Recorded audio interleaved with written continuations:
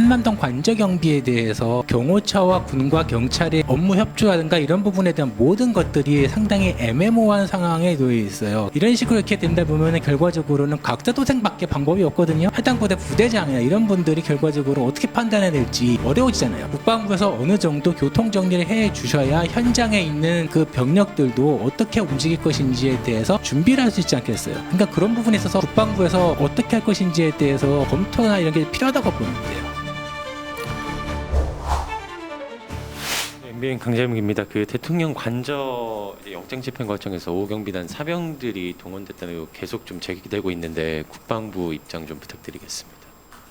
사병들 대치? 예. 그 세부적으로 그 관저 안에서의 병력 운영에 대해서는 저희가 정확히 알고 있는 바는 없습니다. 아마 경호처에서 경호처 소속 인원들에 대한 병력 또는 뭐 인원들 운영을 결정할 것으로 합니다. 네, 조 기자님. 그 추가적으로 그 5호 경비단하고 33 군사경찰단에 파견된 인원들이 어느 정도 되는지 대략적으로 말씀해 주시겠어요? 제가 알고 있는 바가 없고 아시지만 그런 규모나 이런 것들은 다 경호와 관련된 사안이어서 구체적으로 말씀드리긴 좀 어려울 것이라고 생각을 합니다. 그 또 이어서 여쭤보자면은 방금 전에 사병 대신에 의무 사병 대신에 간부들 위주로만 대응하라는 기조 뭐 세워졌다고 하는데 관련해서 국방부가 아시고 글쎄 있는 그게 게 경호처에서 공식적으로 발표한 내용은 아닌 것으로 알고 아마 그런 보도가 있었던 것 같은데요. 그건 뭐 그렇게 지금 현재 운영되고 있는 것인지도 정확히 모르고 경호처가 적절한 판단을 할 것으로 생각합니다. 네, 김 기자님. SBS 김태훈 기자님 먼저. 예. 예, SBS 김태훈입니다. 그 금요일 날 간담회 때 그 55나 뭐 새로 33 나왔지만은 그 수방사들이 그 대통령 관저 경호 경비와 관련된 임무하는 그거에 대해서 경호처가 지휘 통제를 다한다라는 말에 대해서 대변인께서는 지휘는 좀 애매하다고 하셨잖아요. 아니요, 제가 지휘가 애매하다보다는 경호처가 통제한다 이렇게 말씀드렸던 것 같습니다. 그렇죠. 네. 그리고 지휘권이 완전히 수방사에서 사라진 건 아니라고 봐야 될 것 같긴 한데 형식적이나마. 네, 이거 뭐 군사적인 용어인데 하여튼 수방사 예속 부대고 하지만 현재 경호처에 배속되어 있는 상태입니다. 근데 그 55나 33의 임무가 외곽 경호잖아요. 외곽 경비잖아요. 외곽 경비. 그렇죠? 네, 네. 근데 외곽 경비인데 그 인간 장벽 쌓고 몸싸움하고 하는 건 안 된다라고 해서 차관께서도 그거에 대한 의견을 전달하신 거고요. 그렇죠? 네, 맞습니다. 그러니까 의무에 없는 일, 임무에도 없는 일을 하는데 적어도 밥은 먹여야 될 거 아닙니까? 네, 그런 보도가 있었던 걸로 압니다. 네. 그 옛날 같았으면 옛날에도 지금 군대 좋아졌다고 하지만 옛날에도 밥 안 먹이고 일 시키면 가혹행위였어요. 하물며 임무에 없는 일, 의무에 없는 일을 시키면서 밥도 안 먹이면 이건 굉장히 심한 가혹행위인데 지휘권을 갖고 있다면 33 경찰대장하고 55 경비단장에 대해 가지고 분명한 어떤 조치를 취해야 되는 거 아닙니까? 네, 말씀드리지만 경호처에 배속된 부대입니다. 배속의 의미를 또 다 아실 텐데 하여튼 전반적으로 병력 운영 뭐 그런 것에 대해서는 경호처에 지금 권한이 있고 다만 이제 저희가 토요일 날도 입장을 드렸듯이 정해진 임무 범위 내에서의 어떤 역할을 할 수 있도록 저희가 요청하고 있는 상태입니다. 아니 한두 명한테 밥 안 먹인 게 아니라 의무에 없는 일을 시키면서 임무에 없는 일을 시키면서 집단적으로 배식을 안 했다는 거는 굉장히 심한 가혹행위라고 보여지거든요. 그걸 좀 검토해 주십시오. 그래서 그 조치 좀 네, 생각해 저희도 보세요. 그런 부분은 좀 우려를 갖고 있습니다. 네. 네, 조 기자님. 그 일부 법조계에서 이런 경호처의 부당한 명령에 대해서 국방부가 파견 취소를 검토해야 되는 거 아니냐 이런 의견까지 나왔는데 혹시 이거에 대해서는 글쎄 그런 의견에 대해서 지금 현 단계에서 국방부가 어떤 말씀을 드리거나 입장을 드릴 수 있는 단계는 아직 아닌 것 같습니다. 네. 네, 김 기자님. 예, 그 아까 질문이랑 좀 비슷한 질문이긴 한데요. 그 지원부대 이외에도 그 경호처 소속이지만 군인 신분인 인원들이 있는데 뭐 야당에서 이 인원들에 대해서 그 파견 복귀 명령 내려야 된다고 요구하고 있는데 뭐 이에 대한 입장 혹시 어떻게 되는지 궁금합니다. 네, 좀 전에 주신 질문과 동일합니다. 답변은. 네. 질문하시기 전에 소속 매체와 이름을 좀 네, 말씀해 박기자 주시기 바랍니다. 질문하세요. 예, 박수찬 세계일보 기자입니다.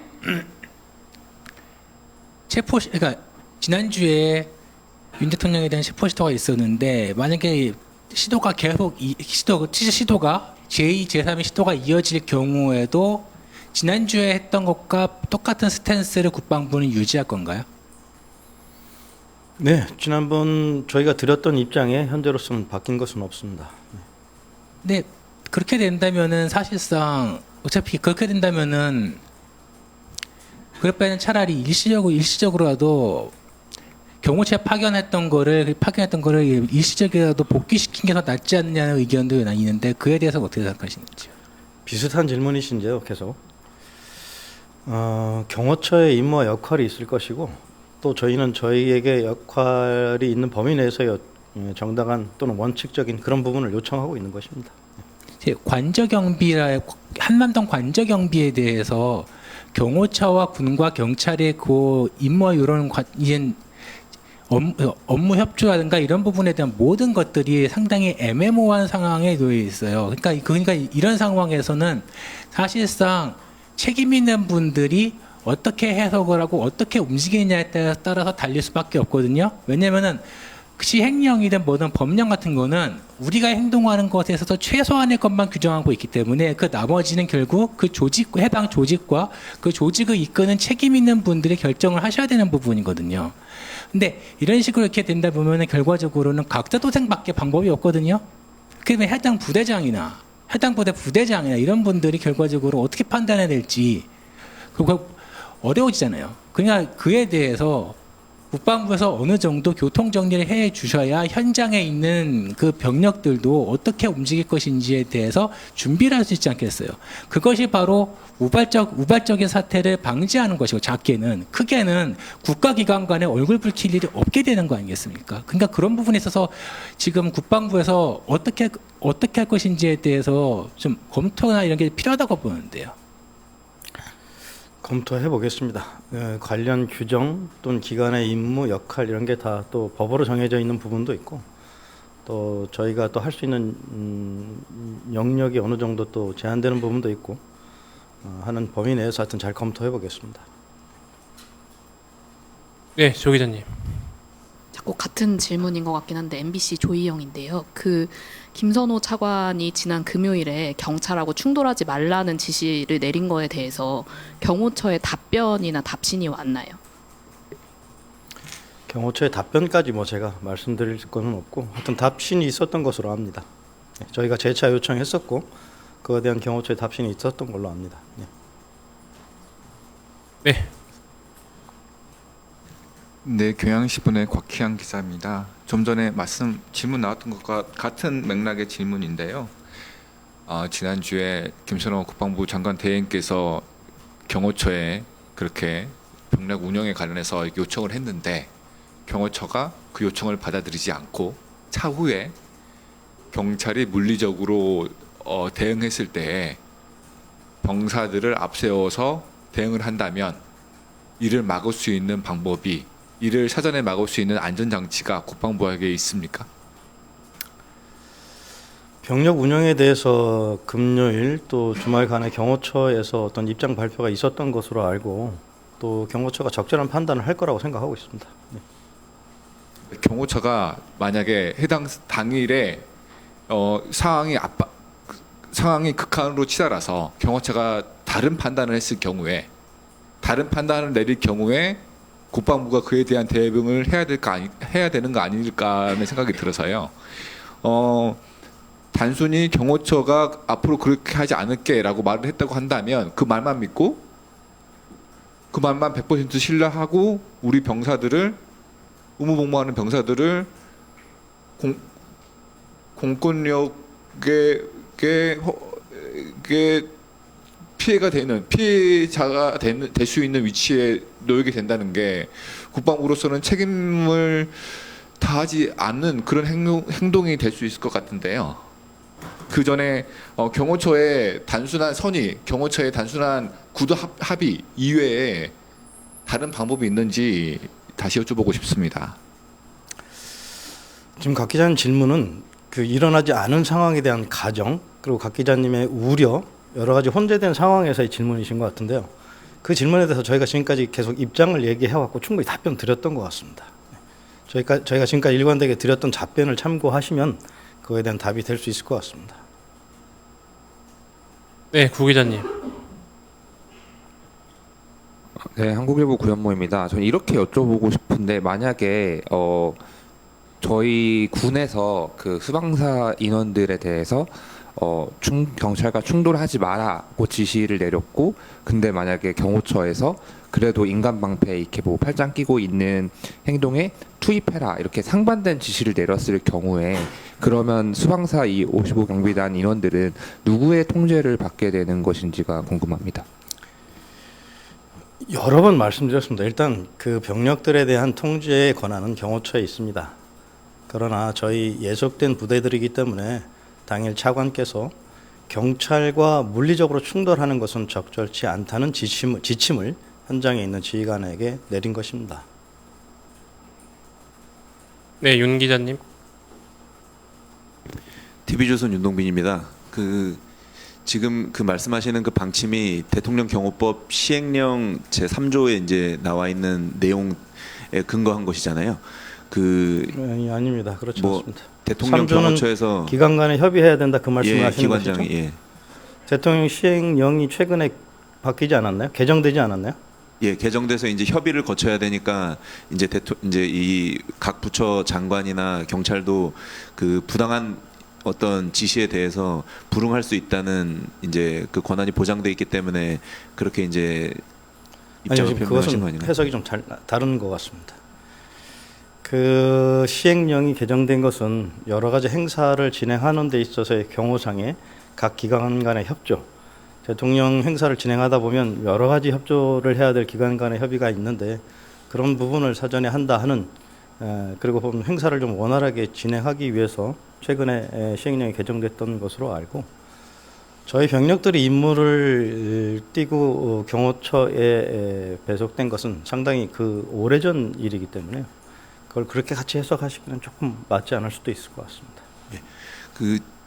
그래서 질문이 뭐 이제 지금 계엄 사태가 이제 그 많은 사회 질서의 혼란을 초래했다는 데에는 뭐 국회에서도 여야가 딱히 그렇게 이견이 크게는 없는 걸로 이제 저도 알고 있는데, 근데 이 영장을 공수처의 영장 집행에 대해서는 이제 공수처 측의 입장과 그 다음에 또 뭐 법조계에서도 그렇고 이 윤 대통령 측에서도 이 영장에 문제가 있다라고 지금 또 주장을 하고 있는데, 이 국방부가 그런 판단이 좀 분분한 상태에서 이걸 그냥 이 부당한 지시라고 판단을 해서 그 경호처에 소속된 병사들과 부대에 대응하지 말라고 지시하는 거는 또 뭐 또 여당 의원은, 중진 의원은 하극상이라고까지도 얘기했거든요.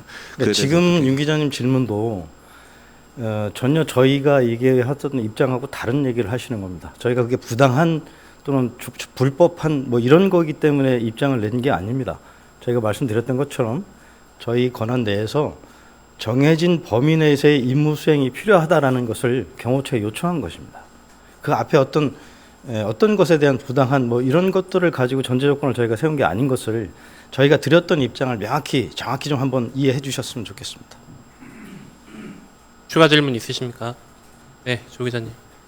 네, 마지막으로 MBC 조희영입니다. 아까 경호처 마지막이 될지 안 될지 잘 모르는 건 다 질문하시죠. 네. 그 답신 있었다고 했는데 그 어떤 내용이었는지 뭐 그 내용을 제가 말씀드리긴 좀 어렵습니다. 네. 경호처로 문의하시죠. 네. 질문 있으십니까? 네, 김 기자님. 그 다른 질문인데요. 그 무안공항에 투입된 군장병들에 대한 뭐 심리 치료나 상담이 이루어지고 있는지 궁금하고, 그 소방 공무원 중에서는 한 40여 명이 트라우마 호소한다고 보도가 나왔는데, 뭐 군인 인원 중에서는 트라우마 호소하는 인원이 좀 어느 정도로 파악되고 있는지 궁금합니다. 그 부분은 확인을 해봐야 되겠지만, 뭐 무안공항에 지원됐던 병력뿐만 아니고 일반 야전 부대에 그런 어려움을 겪고 있는 병력들에 대해서는 국방부 차원 또 각군에서 필요한 심리 치료를 지원하기 위한 여러 가지 시스템이 운영되고 있기 때문에 그건 크게 우려 안 하셔도 될 것 같습니다. 추가 질문 있으십니까? 브리핑 마치겠습니다.